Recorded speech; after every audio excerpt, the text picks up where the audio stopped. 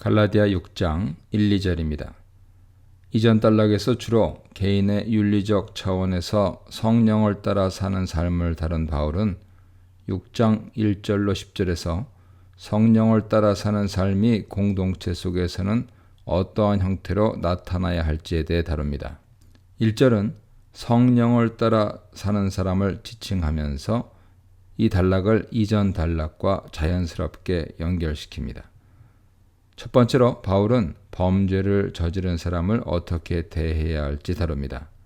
성령을 따라 사는 사람은 온유한 심령으로 그를 회복시켜 주라고 합니다. 부대 상황을 나타내는 분사구문에서 바울은 자신도 유혹당하지 않도록 스스로를 살피라 하는 조언을 잊지 않습니다. 바울은 한 걸음 더 나아가 2절에서 서로의 무거운 짐을 지라고 명령합니다. 주석에 관심이 되는 것은 2절의 그리스도의 법이라는 표현입니다. 바울은 이미 5장 14절에서 온 율법이 이웃사랑 명령에 의해 성취되었음을 주장했습니다. 그렇다면 우선적으로 그리스도의 법은 그리스도를 통해 이웃사랑의 명령으로 성취된 율법을 지칭하는 표현으로 볼 수 있습니다. 2절 내 문맥에서도 서로 무거운 짐을 짐으로써 이웃사랑의 명령을 성취하게 된다는 의미는 자연스럽죠. 만약 그리스도의 법이 이웃사랑의 명령이라면 예수께서 공생의 기간 동안 바로 그 사랑의 정신으로 보여주신 모든 삶과 거기에 내포된 윤리적 명령들로 그리스도의 법을 확장하는 데 어려움이 없습니다. 그리스도는 공생의 기간 동안 이웃이 될 수 없는 세리와 죄인들을 이웃 삼으시고 그들의 영적인 필요를 채워주셨습니다. 따라서 그리스도의 법은 그리스도와 연합한 자들이 다시 살아내야 할 그리스도의 믿음, 신실함과 무관하지 않을 것입니다. 2장 16절, 20절 참조하세요. 그리스도야말로 연약한 우리의 무거운 짐을 대신 져주신 분이죠. 3절로 5절입니다. 갈라디아 교회들 속에 있는 분쟁과 다툼을 의식하며 5장 26절에서 이미 헛된 영광을 구하지 말라, 자만하지 말라고 권면한 바울은 3절에서 허영과 자기 자랑에 대해 경고하고 있습니다. 고린도전서 1장에서 4장 사이에 볼 수 있듯이 수치와 명예 문화권 속에 살고 있던 당시 이방인들에게 자기 자랑과 타인으로부터 받는 인정은 모든 공적 삶의 목표처럼 여겨졌습니다. 심지어 고린도 교회 교인들은 성령의 은사를 가지고도 자기 자랑의 재료로 삼았죠. 이방인들이 주를 이루었던 갈라디아 교회, 고린도 교회, 빌립보 교회 등에서 모두 교인들 간의 다툼과 분쟁이 발견되는 것은 우연이 아닐 것입니다. 바울은 4절에서 자기의 일을 점검하라, 시험해 보라고 명령하면서 타인들과의 불필요한 갈등을 차단하려 합니다. 4절 전체는 그 의미가 다소 애매한 구절이죠. 각자가 자기 자신의 일을 점검하라고 명령하는 바울은 정작 그 점검 기준에 대해서는 언급하지 않습니다. 근접 문맥에서 찾자면 아마 2절에서 언급한 그리스도의 법이 될 것입니다. 아니면 일반적인 하나님의 기준이 될 것입니다. 자기를 점검하는 일이 중요한 이유는 쓸데없이 다른 사람의 일에 참견하고 그들과의 비교를 통해 자랑거리를 찾는 나쁜 습성에서 벗어날 수 있기 때문입니다. 타인과의 비교를 통한 자기 자랑은 3절에서 이미 언급한 대로 스스로를 속이는 행위일 뿐이죠. 각각 자기 짐을 지라 하는 명령은 각각 자기 일을 점검하라 하는 명령에 대한 다른 표현으로 보는 것이 좋을 것입니다. 타인의 무거운 짐을 지는 것과 함께 자기의 짐도 져야 하는데 자기 일을 살피는 것이 바로 자신의 무거운 짐이죠. 6절로 10절입니다.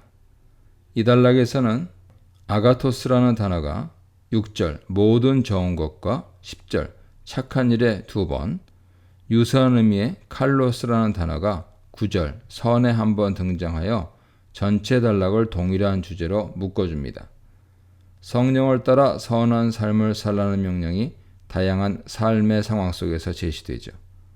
바울은 먼저 6절에서 말씀을 가르치는 자와 모든 좋은 것을 나누라고 명령합니다.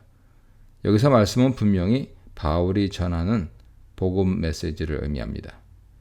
눈여겨볼 것은 갈라디아 교회들 속에 바울을 제외하고 소위 말씀을 가르치는 자들이 있었다는 사실이죠.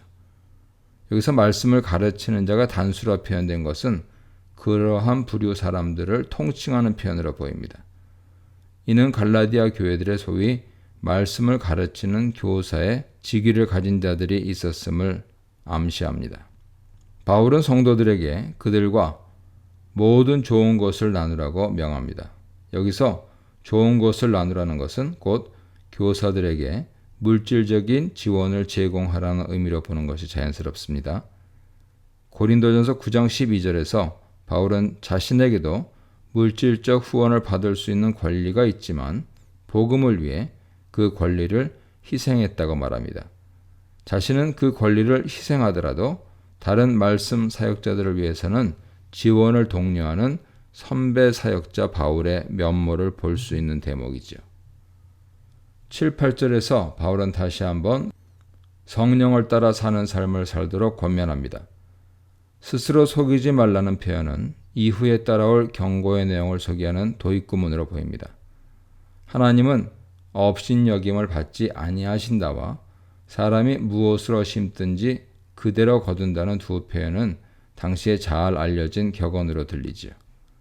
이러한 도입구문과 격언들은 8절 내용을 강조하는 기능을 합니다. 8절에 의하면 심는 대로 거둔다는 이 보편 법칙은 성도의 삶에도 적용됩니다. 이 세대 특징인 육체, 곧 죄악된 본성을 위하여 심는 자는 결국 이 세상에 썩어질 것을 거둘 것입니다. 한편 성령으로 대변되는 하나님 나라를 위하여 심는 자는 성령을 통해 영원한 생명을 얻을 것입니다. 1세기 회심한 이방인 그리스도인들은 동족의 종교와 삶의 방식을 버리고 그리스도인이 되었다는 이유로 이웃들로부터 소외와 여러 불이익을 감수해야 했습니다.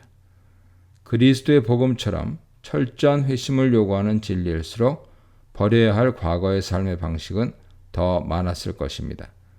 그러나 바울과 베드로는 그것이 곧 썩지 않는 영원한 유업을 얻는 길이라는 확신을 전해줍니다.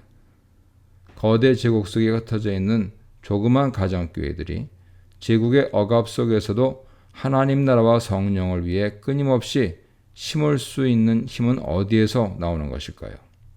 우리는 바울이 9절과 10절에서 1인칭 청유형으로 포기하지 말자, 그리고 착한 일을 하자고 종용하는 것에 주목해야 합니다. 즉, 이 일은 개인이 아니라 그리스도인 공동체가 함께 해야 할 일임을 강조해주고 있죠. 먼저 바울은 선을 행하면서 낙심하지 말자고 권면합니다. 하나님의 때가 되면 성령을 따라 심은 선행의 씨앗은 반드시 영생의 열매를 맺게 된다는 확신을 줍니다. 바울은 먼저 이러한 선행을 그리스도인들 뿐만 아니라 그들을 욕하는 불신자들을 향해서도 베풀라고 권면합니다. 그러나 그리스도인 가정들은 특별한 선행의 대상이 되어야 한다고 말하죠. 거대 제국 속에서 소수 집단으로 살아가는 그리스도인들이 자신들의 신앙 가치를 유지하기 위해서 무엇보다 필요했던 것은 견고한 신앙 공동체와 그 속에서만 가능했을 신실한 교제와 나눔이었을 것입니다. 갈라디아 지방의 교회들이 그럼에도 불구하고 육체를 따라 분쟁과 다툼을 멈추지 않는다면 바울이 5장 21절에서 경고하는 대로 하나님 나라를 유업으로 받지 못할 것입니다. 공동체가 하나 되어 성령을 따라 그리스도를 닮아가는 삶을 포기하지 말라는 것이 바울의 요지입니다. 이 문단에서는 서로 짐을 져주라, 심은 대로 거둔다, 낙심하지 말라에 대해 묵상해 보시기 바랍니다.